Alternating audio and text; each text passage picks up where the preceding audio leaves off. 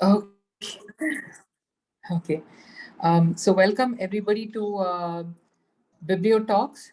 Uh, we are redoing this session actually, but Dhanalakshmi has also added another book to her discussion.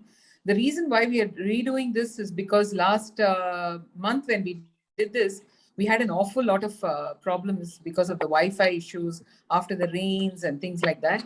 So Dhanalakshmi, as we've seen in the poster, or as we all know by knowing just by knowing her, she's a massively compulsive reader.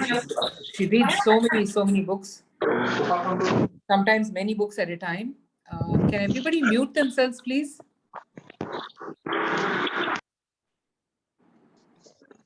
Just a minute. Just mute people. Yeah. Uh, Reads a massive amount of books. I don't know how you do it, Dhanlakshmi. So she's an economist by training and an editor and a reviewer by default, she says, and she's an observer of human minds and just an amazing all-rounder. So let's learn more from her talk. This month, I think she has. Last month, she was talking about Parva and Yagnaseni, and this time you added one more book, right? Yeah, Uganda. Right. Okay. So over to you, Dhanlakshmi. I think people are more interested in listening to you than anyone else. So just let's go ahead. Yeah. Thank you. Good Thank you so much. everybody. No, not at all. Thanks a lot, Shuku, for that introduction.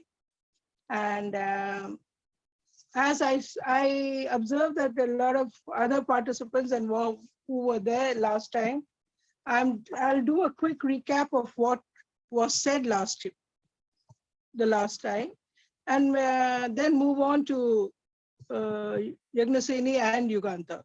If I remember right, we did have a quite elaborate discussion on Parva, but there's no, it's not to say that we can't have it again. Okay, the books which we are under discussion this time are Parva, Yagnaseni, and Uganda.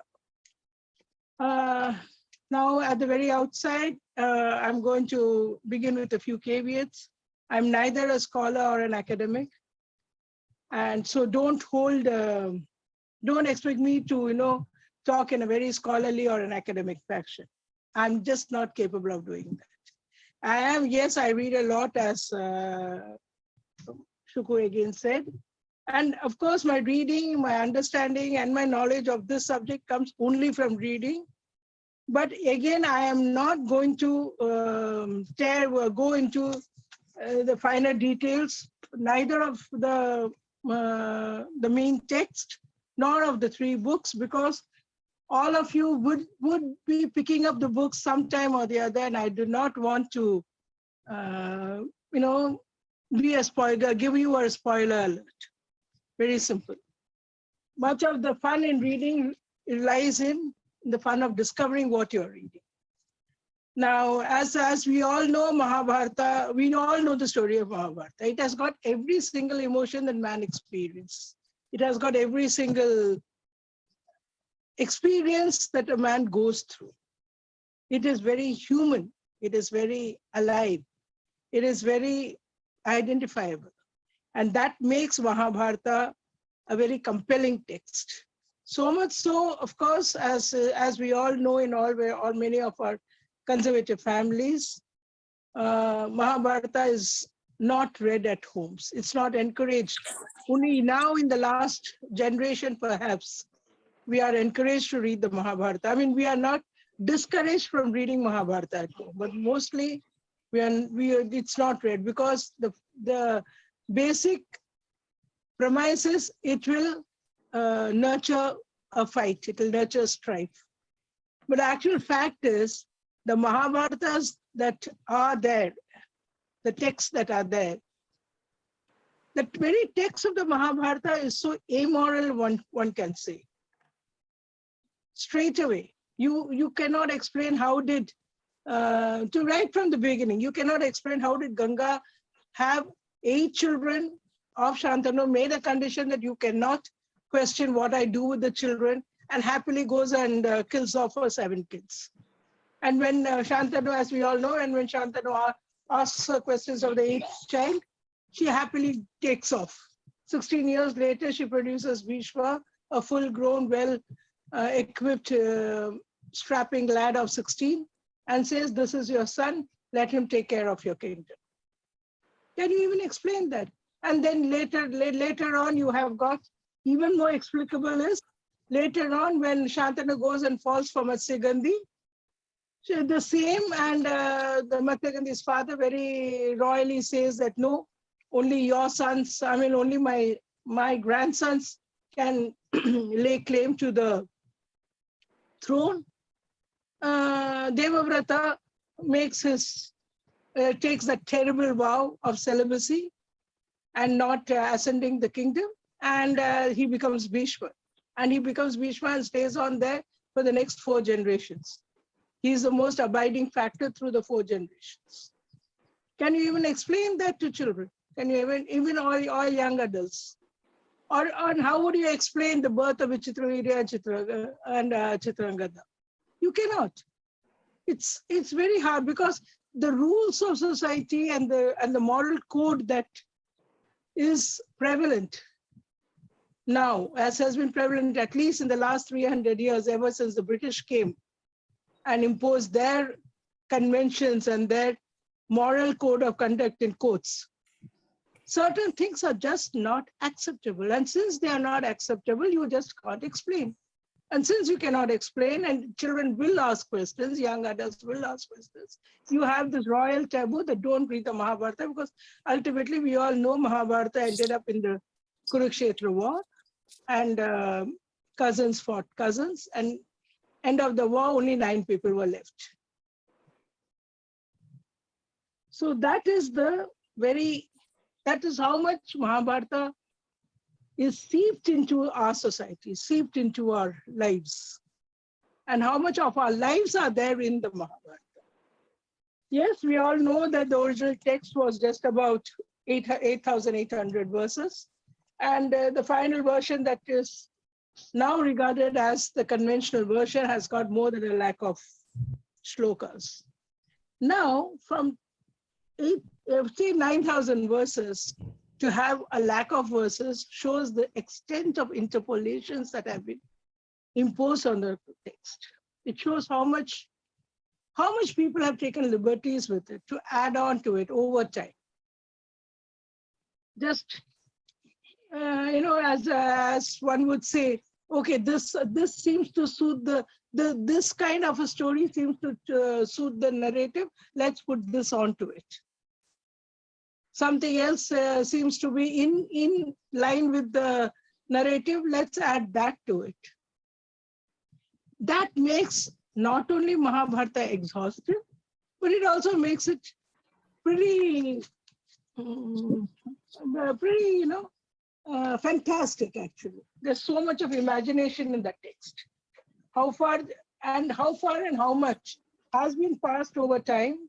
And actually, in the Uganda deals with that part of it. It actually lists not exactly lists, but it mentions the interpolations. And those interpolations, when they are pointed out, you realize how much of an interpolation each is. Next, as we go on reading, we'll be, again, I'll give you another caveat to the whole thing.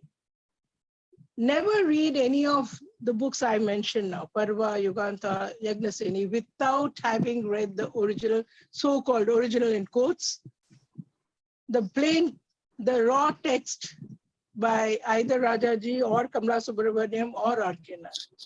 Because unless you know that story, you can't appreciate this narrative. Unless you know that story, we cannot understand where do these interpretations come from. That's very, very, very important. And it is not as much a religious story or a mythology, but it is actually itihasa. It is as it happens. The story of a race, a story of a people. It is narration of a history. Interestingly, not necessarily, unlike what history is understood now, not necessarily of the people who had triumphed. It is a story of a people altogether, a society as it was, and down to almost till the end, right till the end, it has been faithful as itihasa. This is unlike the Ramayana. I digress here. It is unlike the Ramayana, which is a story of an ideal man, an ideal woman, an ideal brother, an ideal society. That was poetic. This is reality, right? And of course, Mahabharata, as I said, comes with a lots and lots of questions. Lots and lots of questions. Yes, it is told to a descendant of the Kuru race, a Pandava descendant, by a troubadour who has to, by circumstance, whitewash and legitimate ancestry. That is the job of the Sutta, the storyteller, the race of storytellers, the race of the Suttas were a subset of the Kshatriyas at that time, at the time of the Mahabharata again, who were a product of a Kshatriya man and a non-Kshatriya woman. That non-Kshatriya woman could be anybody. She could be a Vaishya, she could be a Dasi, she could be anybody. But that produced a progeny of Suttas, and their primary job was charioteering and storytelling, the bards of the realm. And that obviously, since they lived on the largesse of the king, they had to be nice to the king. They had to say nice things about the king, obviously. And so you had the Suttas whitewashing and legitimating ancestry and all the claims to kingship. Now, even in the case of the Kuru dynasty, the paternity of the race stands suspect to the discerning 21st century eye. When you look down, when you look back and see that Vichitravirya and Chitrangda, then the Pandavas later were born out of Niyoga. Niyoga is reverse surrogacy, when the lady is allowed by the husband to sleep with another man to produce a child. Yes, they had their own rules of Niyoga, no doubt, but it was an supposedly accepted norm in that distant time. And it was much later, I'll come to that later, it was much later that it was discontinued. Okay, and to legitimize the Pandavas' legitimacy, divinity had to lend a hand, because obviously Pandu's wives couldn't have slept with some, I mean, it cannot be said that that Pandu's wife slept with some tribal or some passing stranger and produce a kid, because that wouldn't give heft to the claims of the Pandavas. So these are the things that are whitewashed, and these are the things that cannot be explained in the Mahabharata. Okay. So then we have, but in the context of all these contradictions, or what you say, fantastic, we can call it fantastic and call it unusual, you can call it offbeat. Imagine a Mahabharata that doesn't have any of these myths, any of this mythology, no divine God, no divinity, no divine God. No godly aspects. There are no boons. There are no curses. There is no magic. There is no sleight of hand. There's nothing improbable. There's nothing awesome. There is no Vishwarupa. There is no Sudarshana Chakra. When there's no Brahmastra, there is no, none of all the Nagarastra, or even the, any such like, or no Bhagavad Gita, or the Sahasranama, or the Vishnu Viduraniti. Can you imagine a Mahabharata like that? Yes, we do have one. That is in S.L. Bhairappa's Parva. Parva is actually itihasa. It is as it is. Whether we accept that history as it is, but if you read it, you will be convinced that yes, Mahabharata is history. This is the Mahabharata that Veda Vyasa wrote in 8,800 verses. Parva is presented as the flow of flashbacks. It's seen as people remembering what went past them in the context of the present that they were living. It could have been the present now, or it could have been the present in under the threat of the impending war. And all of it has got, and all of those remembrances, all of the reminiscences have got have got a reality in it. It presents every single incident, both major and minor, of each of the protagonists in flesh and blood, warts and all. Social norms, social practices, caste delineation, tribal identities, exploitations, prejudice, dominance, all of it is revealed against what is called Aryavarta, that is north of the Vindhyas. In the topography of Aryavarta, Mahabharata, mind you, doesn't cross the Vindhyas. There is a passing mention of the northeast, but that's it. Mahabharata doesn't cross the Vindhyas. And if you look at the location of the Mahabharata today, it is mostly confined to what is today parts of Punjab, parts of Haryana, parts of northern UP, and spots of Rajasthan, and of course Dwarka in Gujarat. It's got a very confined geography over there.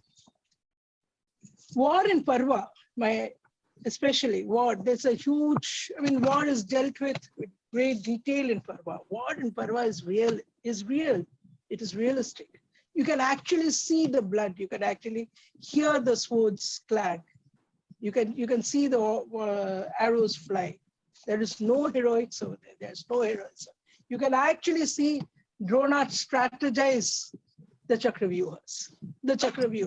You can actually see blood and glow. You can also see how much the soldiers are suffering. What is the reality of the soldiers? What is the reality of the war? When there is a lack of water, when food is scarce, when even the lamps in Dhritarashtra's palace in Hastinapura cannot be lit because there's no oil, since all the supplies have gone to the war front. And the war front in those 10 days and in the weeks preceding it has used all of them in full measure. That is the reality of Parva. That is what. And what was this war all about? What was the war all about? It was all a matter of a fight for inheritance. It was basically a personal, a family feud that just blows out of proportion. It becomes it is just a fraternal dispute. Two cousins, two inheritors, they fight over something. One is legitimate, one is so-called legitimate, one is so-called illegitimate, or rather he's an interloper, and they claim, and so on and so forth. So sometimes when as you finish reading, you start wondering whether that war was justified at all, where all these groupings were justified at all. In my thinking, no. That's not for us to discuss, but that is what Mahabharata is all about. Okay. Then, of course, the end of Mahabharata is the end of Parva is very, very traumatic, because it actually, you see a land shorn of its fortune, singed of its produce, a race decimated to the bare minimum, flourishing kingdoms who had come in aid of either of the two parties done to seeds. And obviously, you have got, once the war is over and it's done with, you do have encroachments over there. You have the borders being nibbled at. You have the the tribals and the indigenous folk making their claims and counter-claims, because none of the reigning monarchs are there anymore. And mind you, none of these monarchs or the kings or the emperors, as they would like to grandiloquently call themselves. They were all literally, in our context today, are literally principalities. All these kingdoms, they had one capital and a host of villages around it, which was there. That's all. It was almost like the Grecian city-states, but they would like to call themselves kingdoms. That's as how, we have the Raja of Bobli and the Raja of Vijayanagara, which we are more familiar with. Well, who were they? They were largely just zamindars. Some smaller zamindars, some bigger zamindars. That's all. So that is what Parva is all about. Parva finally ends in a very, very sonorous note when you have hordes of women pregnant by the dead soldiers, the Panchapandavas, their women, the women, both the Pandava women and the Kaurava women, and their frail aged with them. And all that is all that remains of that so-called glorious and magnificently wealthy kingdom of Hastinapura. Now, another thing very unique about Parva is Parva needs to be recognized for its unique style of writing also. There are no chapters, there are no chapter headings. Parva is a history as narrated by people who lived through it. And it has completely demystified an epic that has been steeped in mystery and magic and projects an emphatic subconscious unsaid conclusion of the conflict, the futility of it all. Incidentally, in Parva, we don't have any Vastraharan also. How is that explained? Any guesses, anybody? It's hard to imagine. But the very fact that one of the ladies of the household has been summoned to a court which is large, which is dominated by men, which is largely of men, itself is seen as an insult. It was, since that's a very esoteric concept, it's a latter editions, you have this concept of being, of course, yes, Draupadi, it is said that Draupadi had been pulled by a hair. That has been retained, but not the Vastrahara. She had been dragged to court by a hair when she was attired in a single garment because she was menstruating. But that is all it says. But the fact that a woman has been dragged to court and made to stand in court in front of all the men when the court was only men, itself is seen as an insult. And that is what is reiterated in Uganda also. That's it about Parva. Now we go on to Yagnasini. Yagnasini is the next text by Pratibha Ray. If Parva was the original Kannada, Yagnasini is the original Oriya. And again, that's a story where Draupadi tells her story herself. It's in the first person. And she herself, I mean, in the narration tells us how strong she is, how vulnerable she is, and how in a patriarchal, male-dominated world, in a society, how much she's a victim of the machinations, victim of all the intrigue and strategy of all the unjust fraternal conflicts that happens in the marital home. But she's also seen as an instrument to further each one's ambition, whether it was her father, whether it was her brother, whether it was her husband. And luckily her sons were out of it. Yes.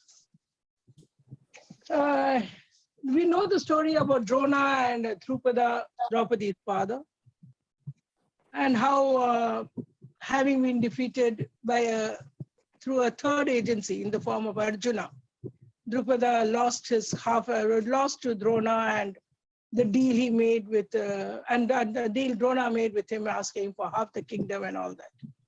Now, and it is in retaliation to this that Drupada had this unique fire sacrifice, and he prayed to Agni for a son to defeat Drona, because Drona was a master of his art.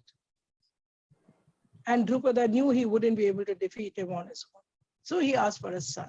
And as an add-on, this girl comes.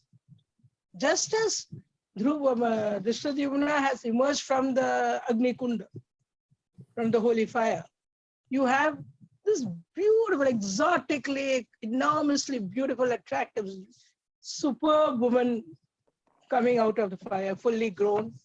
A young lady comes out of the fire. She's dark, of course, but her complexion is what enhances her beauty. And there is it's said that a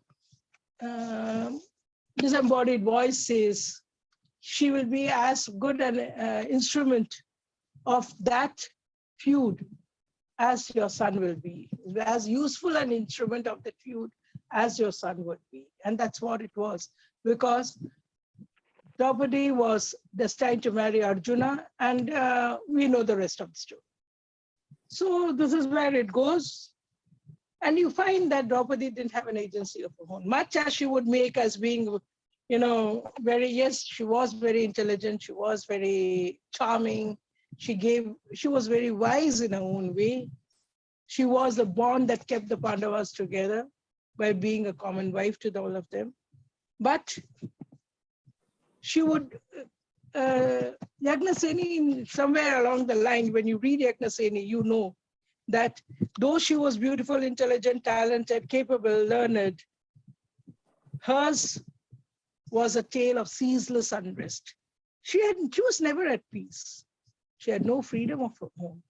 All her choices, all her life was determined by everybody around her. Her father determined whom she would marry.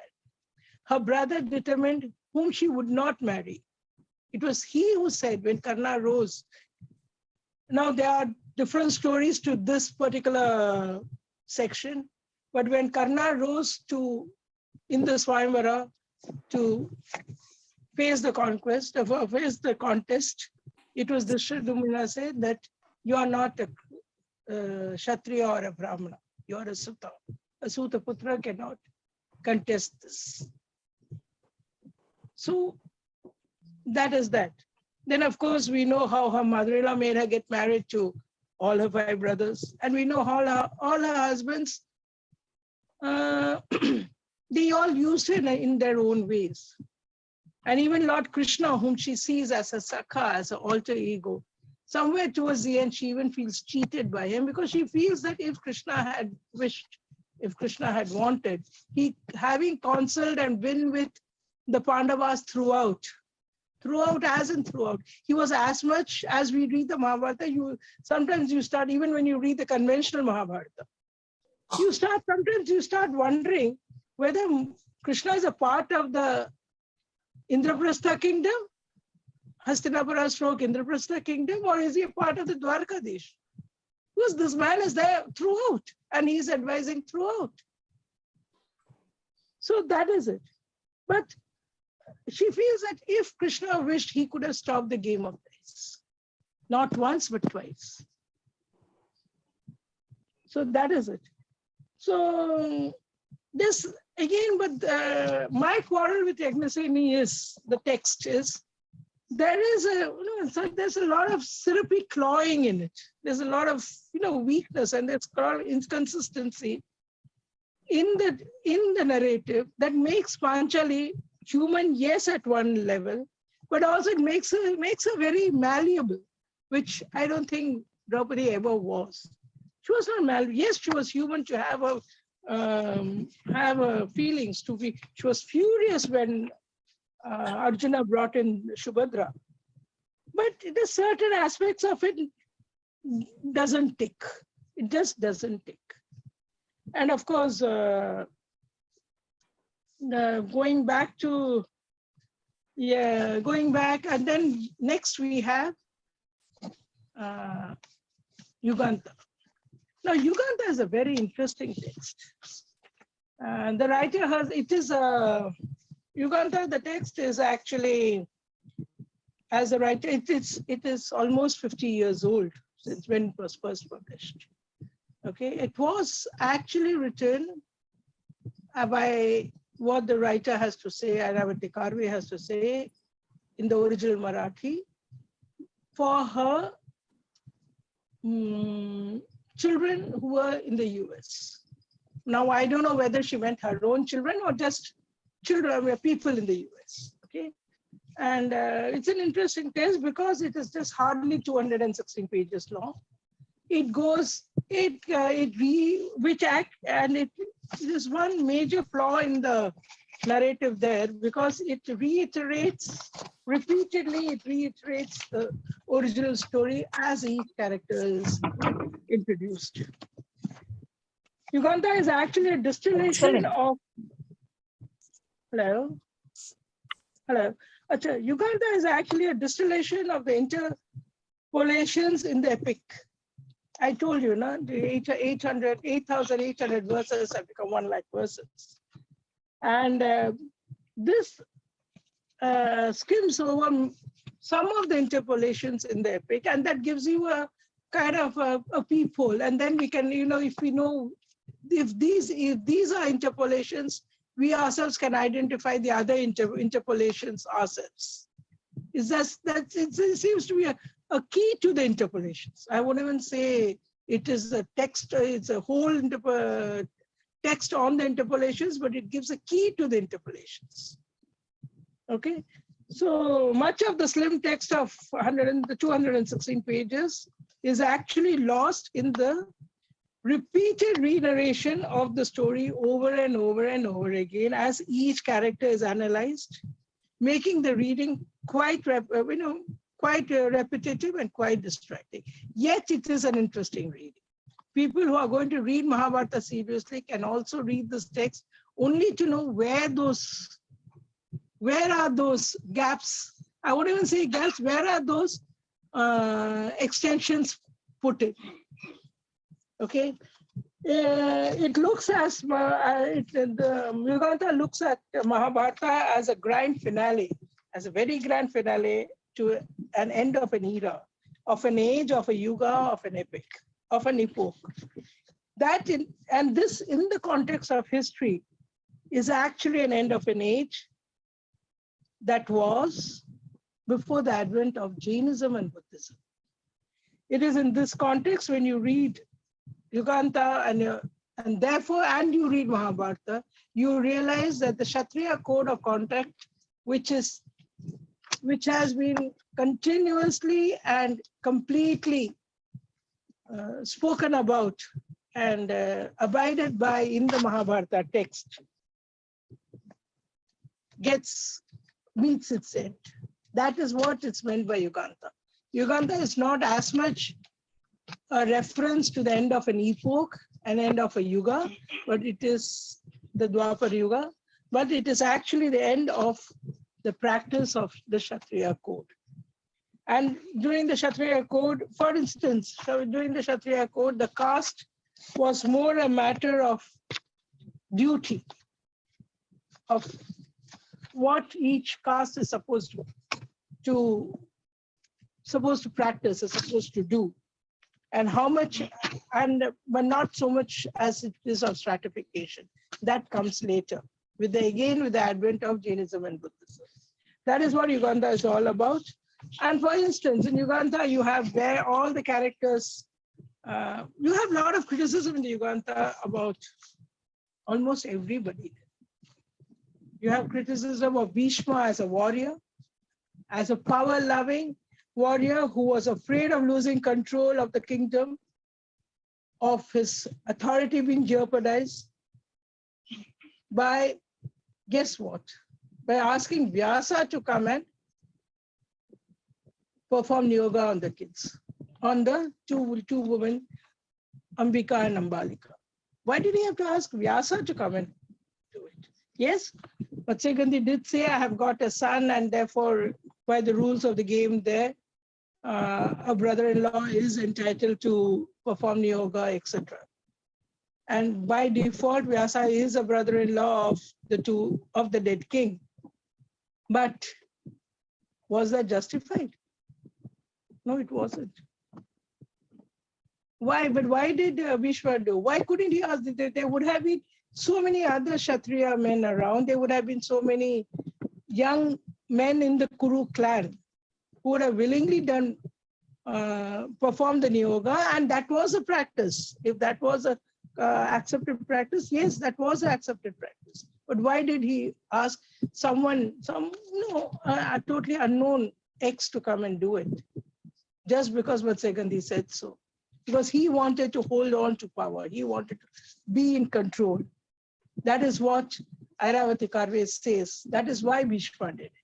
Similarly, when he accepted generalship in his dotage, when he had not known to have fought a battle, since he won Amba, Ambika and Ambalika way back so many years ago, almost 2 generations ago, for Vichitravirya. Why did he do it? Why did he accept the generalship? Again, because he didn't want to let go.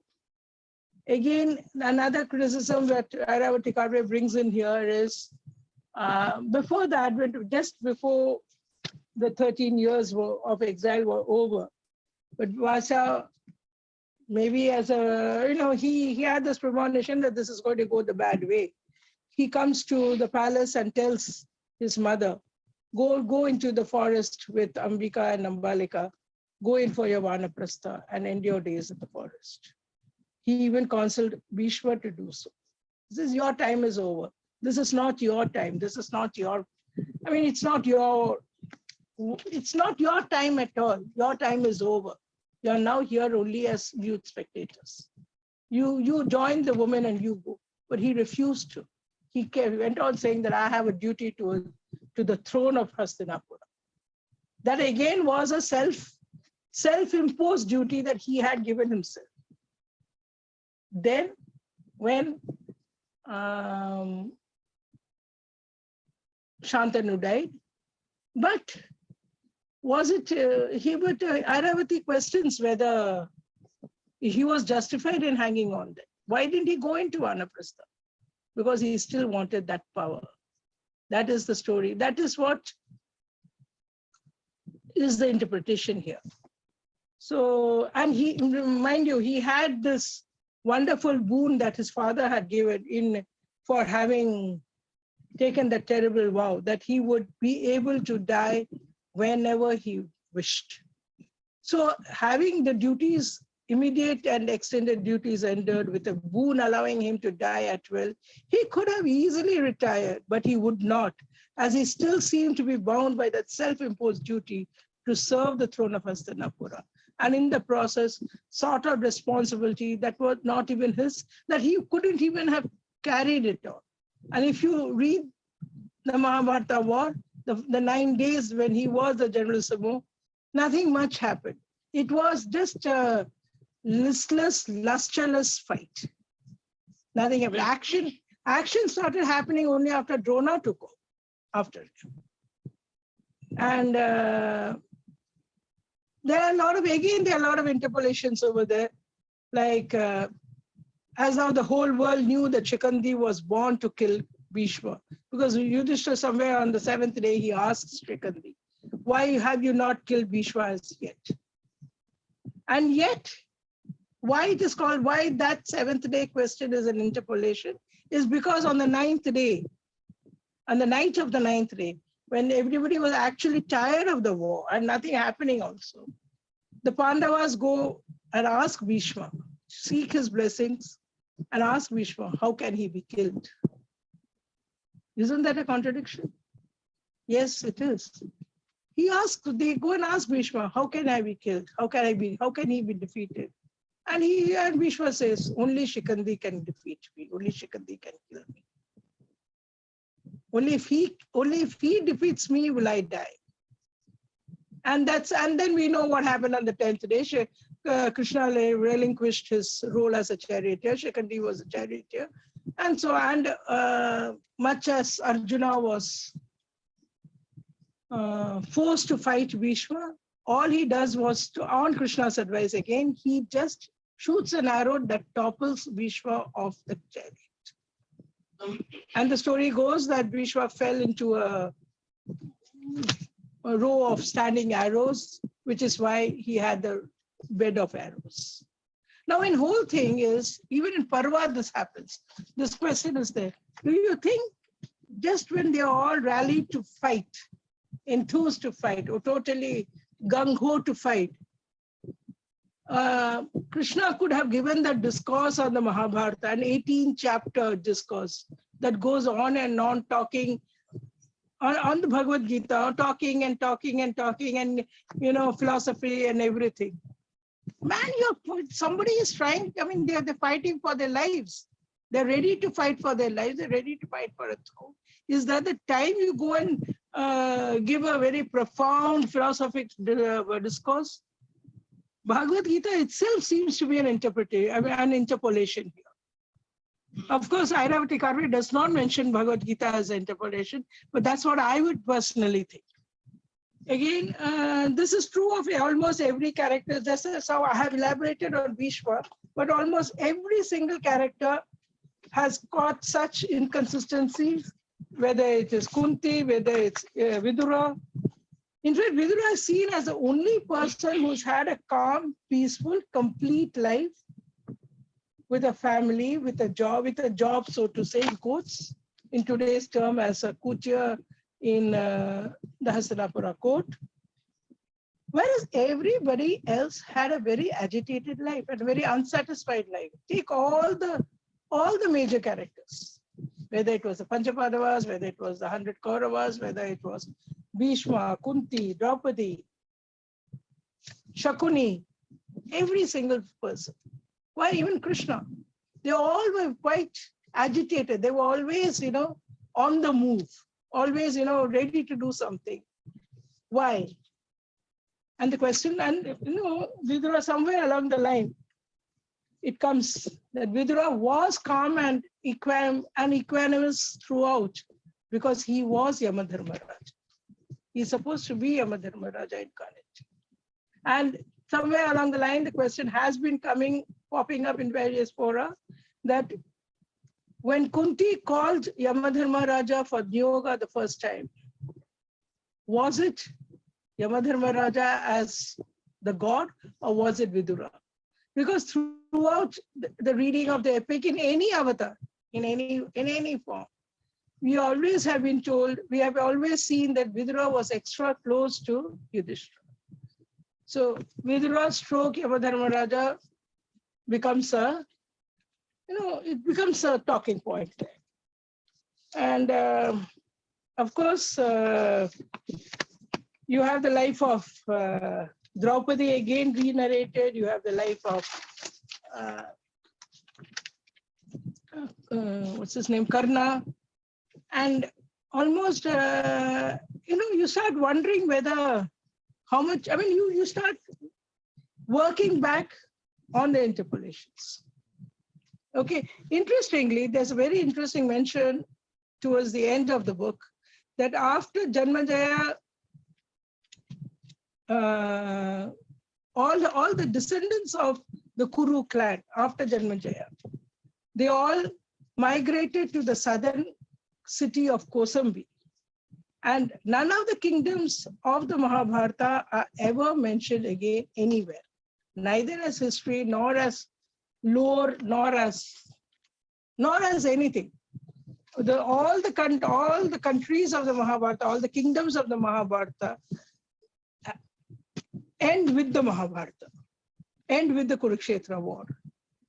And again, there's also another delineation that of the four primary disciples of Vyasa, Vaishampayana and Jaimini were the ones who had taken the Mahabharata lore to the people. And both of them had different interpretations. The story was the same, but the former Vaishampayana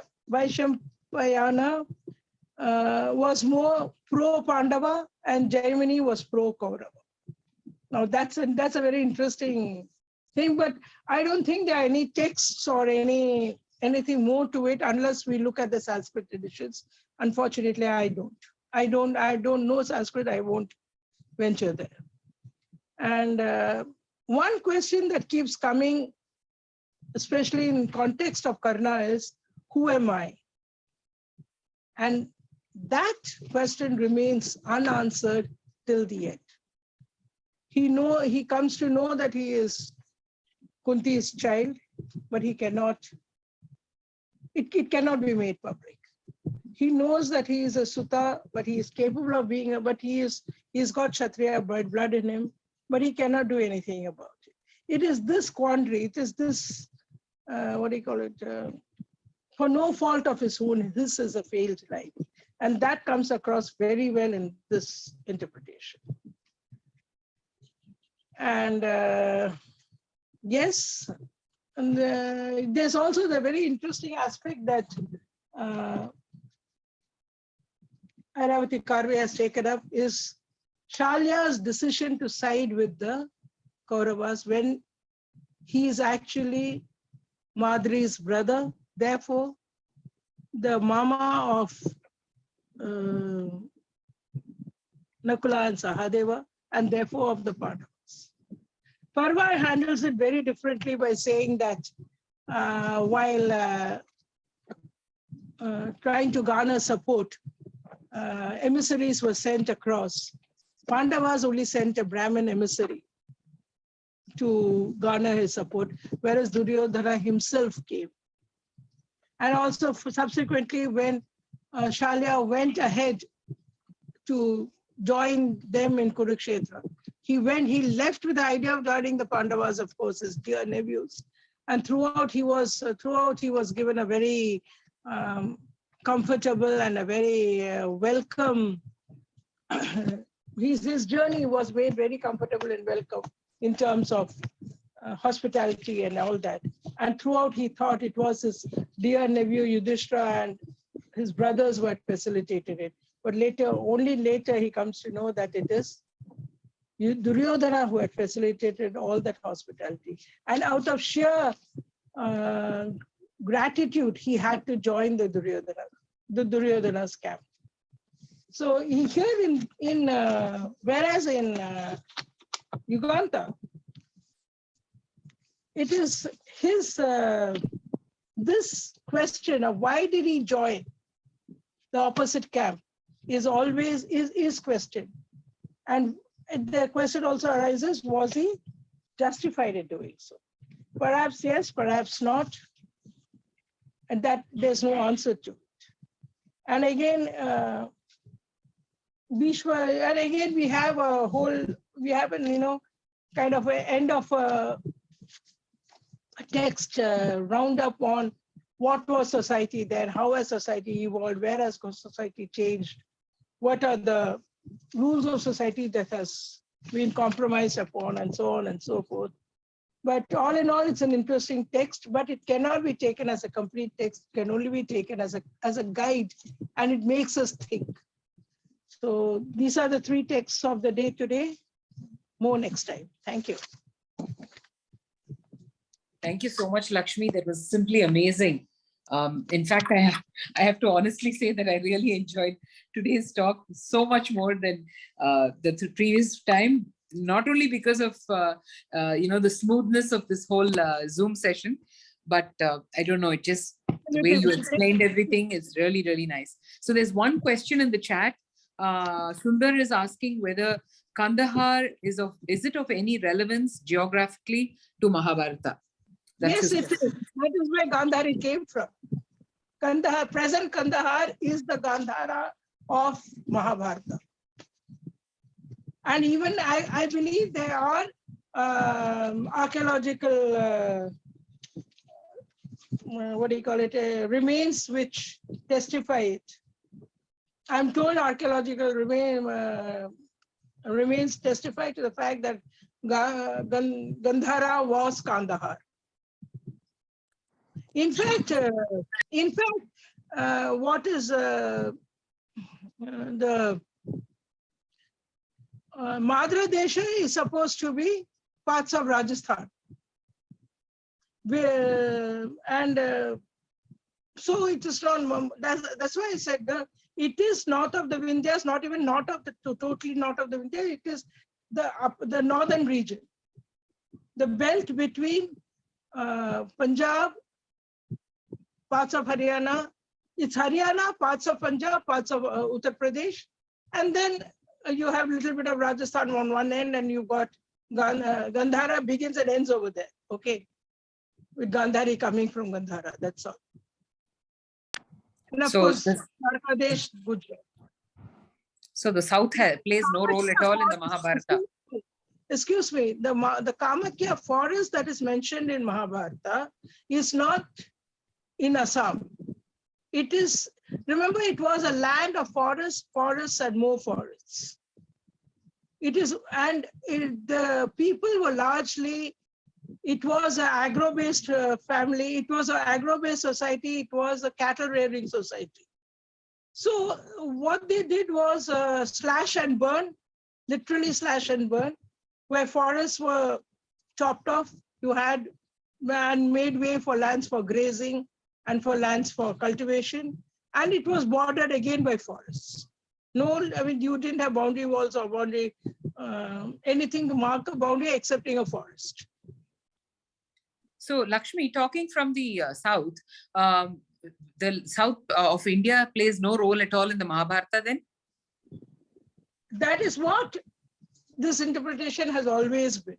The South didn't have a role at all, though of course I believe there is in some Tamil text of South of the Mahabharata, which my husband tells me, I don't read Tamil, so I don't know, which my husband tells me says that food came from a Chola king, from a Chola or a Chera king. But how could have anyone sent food from Chola and Chera, as we know, are from Kerala and southern Tamil Nadu, central Tamil Nadu. So how could have these people have sent any food all the way up to Punjab is mind-boggling. Even today, you can't do it in a day. Yes, that's true. That does sound. If you look at the genealogies over there, do you see any mention of anyone? There is mention of Kalinga because Bhanumati, wife of Duryodhana, is a Kalinga princess. And after, yes, I don't know whether I mentioned it, but none of these texts mention it, but the original text of the Mahabharata does mention that after the defeat of the Kauravas, after Duryodhana is dead, Bhanumati is honorably accompanied by Sahadevan to her maternal home because she chose to go there. She didn't want to stay back here. So she chose to go back to her maternal home, Kalinga, which is obviously Orissa, and that's it. And she was accompanied there. So that's the nearest south that we get. Thank you so much, Lakshmi, for this wonderful talk. And in continuation to what Suku was saying, the fact it's very interesting that you mentioned that there wasn't the connect with the South.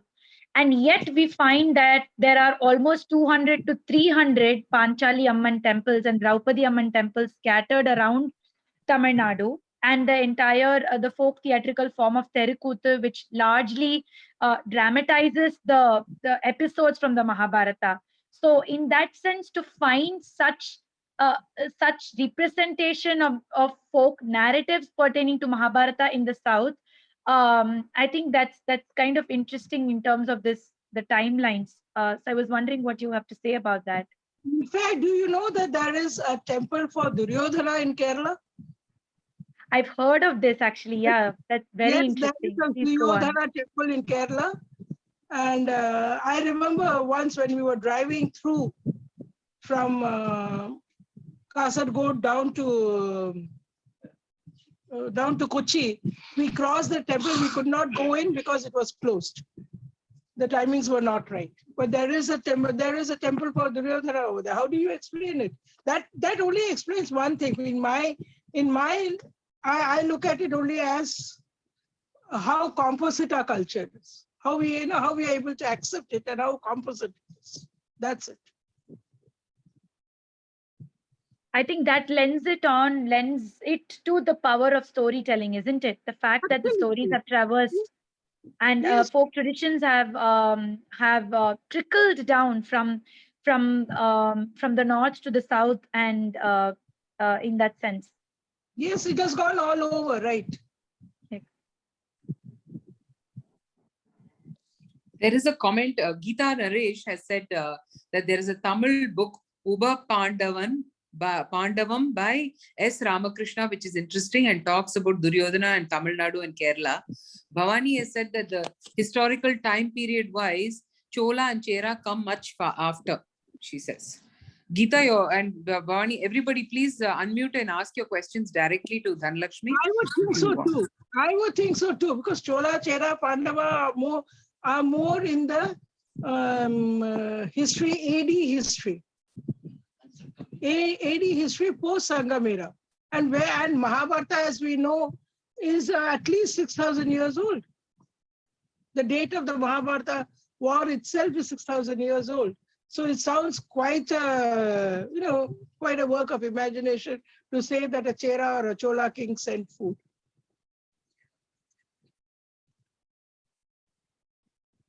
Yes, I would agree with the fact with that. Anyone else? Questions, anyone? Comments? No, just by way of a comment, I think also the following up from Niveshika, the kind of influence it's had. So it's even been beyond India, no? Like in Indonesia and the Mahabharata figures in the history there as well. And more than the Mahabharata legend, the Far East Asia legends center around the Ramayana. Ramayana, yes, but even the Mahabharata, Kurukshetra war. It is there, of course, yes, it is there. Yeah. Many of the mass dances and all, you see a lot of Mahabharata over there. Yeah. Or some characters of the Mahabharata. More than the complete Mahabharata, you see a lot of characters from the Mahabharata. Right, and the war, the Kurukshetra war. And the There's a book on many Ramayanas, but I have not heard of Mahabharata across the globe. Yeah, many Ramayanas, A.K. Ramanujam, yes. 300 Ramayanas. 300 Ramayanas. Yes.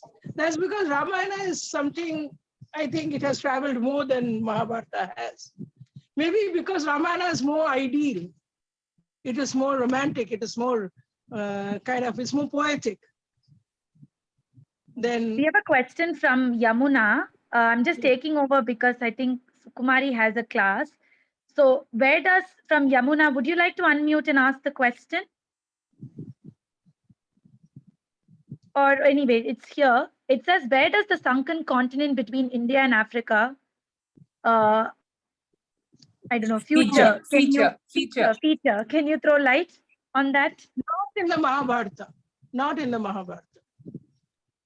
That sunken continent, which is known as the Kumari Kandam, does not feature in the Mahabharata at all, because as I said, Mahabharata did not cross the Vindhyas. It did not. It was very much a land concentrated, landlocked realm that it talked of. It talked of the Himalaya. It talks of the Himalayas and all that. It talks of Gandhara. It talks of Himalayas, but it doesn't cross the Vindhyas at all. The only mention of sea is in Dwaraka. So Kumari Kandam does not feature in that. In fact, Kumari Kandam doesn't feature in the Ramayana also. Kumari Kandam is a totally different kettle of fish. It's a very interesting kettle of fish though, but it doesn't feature in any of these two epics. There is also, when you talk of epics, when you talk of Ramayana again, in the case of Ramayana again, even Ravana's land of Lanka, it is actually, there is a very, very strong school of thought which thinks Lanka is one of the river islands of the river Godavari. Okay, so Kumari Kandam doesn't feature in any of these two epics. And in fact, Kumari Kandam is there only in the Sangam literature, only in the Tamil literature. We seem to have another question from Shripati Narayanan. Perhaps you would like to unmute and ask the question? He happens to be my son.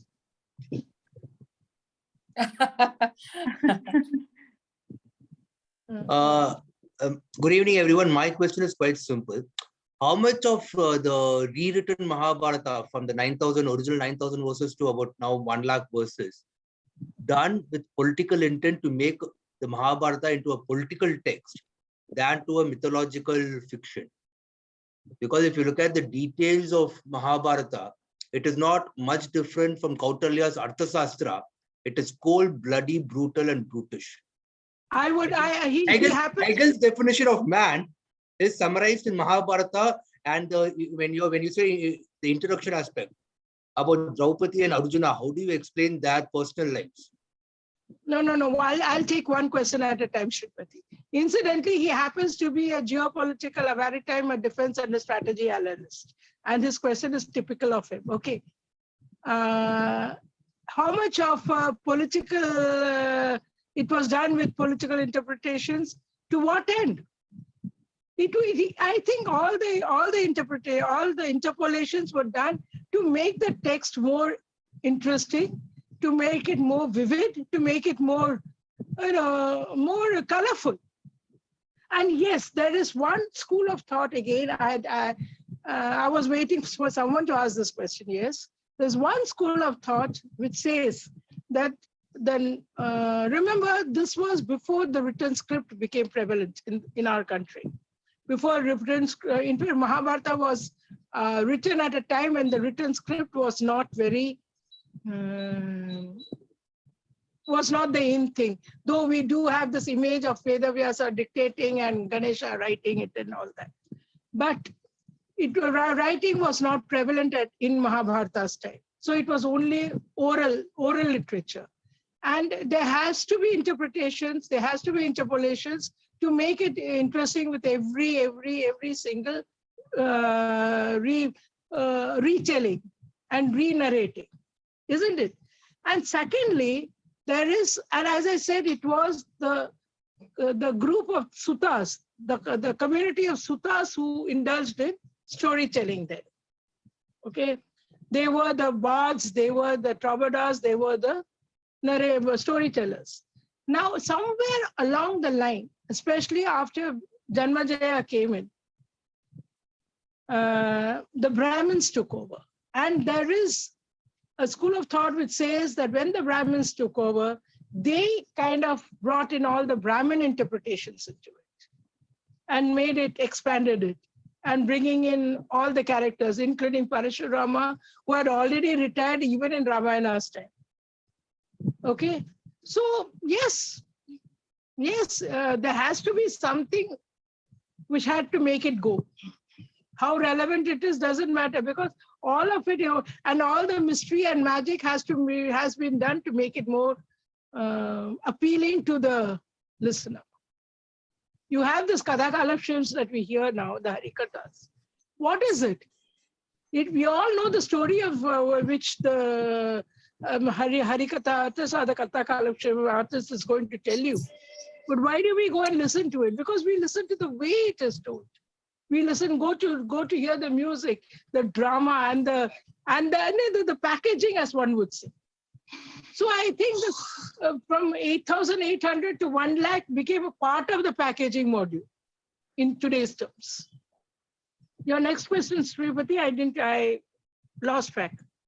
My question was, if the entire, I was trying to give the example of Draupadi and Arjuna. If you look at the kind of relationships they had, everything has got a political undertoning. And the question, wait. And the question of morality, these two characters self kind of contradict all sense of morality of a normal, as understood by today's yardstick. That is what I said in the beginning itself. You cannot judge the morality in the Mahabharata in the context of the morality of Indian society, of today's society. And the code of conduct of Indian society itself was reoriented during the British era. Otherwise, we wouldn't be having Khajuraho. We wouldn't be having Kama Sutra. Why do we have it? Because Indian society accepted that openness, accepted that liberality. It was the Victorian code of conduct that brought the wheel on when much of Indian society's open-mindedness. So one should not read the Mahabharata, one should not look at the moral code of conduct of the Mahabharata in the context of today's accepted code. Okay, Indian society had evolved and then it went back. That is what I would like to interpret it that way. We have time for one last question. It's past 6. Is there anyone who would like to ask?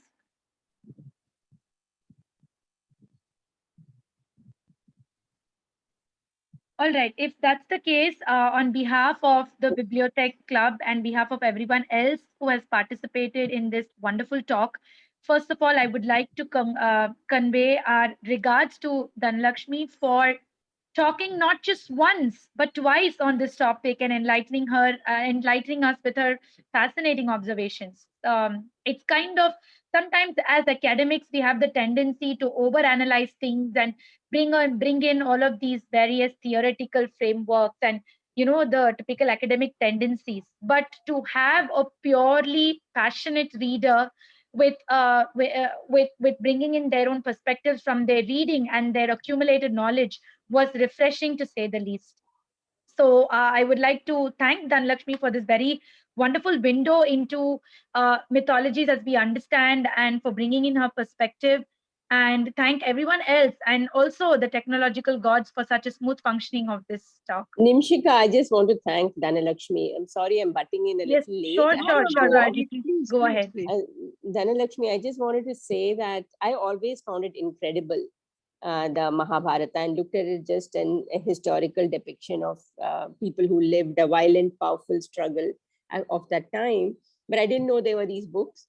But what stuns me is the amazing creative imagination of people who added all that masala into that basic story. It's like Bollywood story. It was inherited it's come down from those times. People just added, and it is, as the creative imagination is, I think for that we can give credit, because it is as amazing as the Matrix and Avatar. They've learned from the Mahabharata, is what I feel. So that is what is fascinating. It's just a simple story of struggle. And these 3 books I didn't know existed. So I'm going to go and read them. And so thank you for that. And you explained it so beautifully. And it just convinces me further that I was going in the right track as far as the Mahabharata was concerned. But I'm still fascinated by the masala that we love and was added so beautifully. All kinds of things were added in the Mahabharata, all kinds of strange, links, and the warfare itself was like what we see on screen now, Matrix and Avatar and all that. So wonderful. In fact, Mahabharata is one long serial. It can go on and on and on and on. True. Yeah. Fantastic. Thank you. Fantastic. Thank you. Thank you so much, everybody. And thank you so much for your participation. And I should say, we should thank the technological gods for being so kind throughout. Yes. Thank you, Nimishika. Thank you, Dana. It was wonderful. Thank you so much. It's wonderful talking to you all too. Thank you. Bye-bye. Do we call off? Yeah. I think we can leave. Okay. Bye-bye. Have a wonderful weekend. Bye-bye. Great weekend too.